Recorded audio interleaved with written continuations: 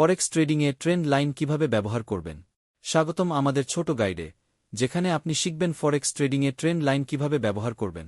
Trend line একটি সরলরেখা, যা চার্টে 2 বা ততোধিক দাম পয়েন্টকে সংযোগ করে।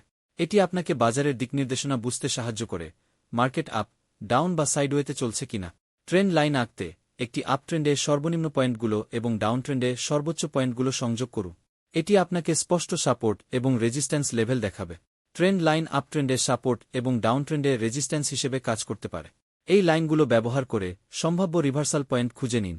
ট্রেন্ড লাইনের কাছে ট্রেড এন্ট্রি করার সুযোগ দেখুন। যখন দাম একটি ট্রেন্ড লাইনে স্পর্শ করে এবং ফিরে আসে, তখন এটি প্রবেশ বা বের হওয়ার ভালো সংকেত হতে পারে। আরও ভালো ফলাফলের জন্য ট্রেন্ড লাইনের সাথে অন্যান্য প্রযুক্তিগত ইন্ডিকেটর, যেমন মুভিং এভারেজ বা রসি মিলিয়ে ব্যবহার করুন, যাতে আপনার ট্রেডিং সংকেত নিশ্চিত হয়। মনে রাখবেন, অভ্যাসে উন্নতি ঘটে।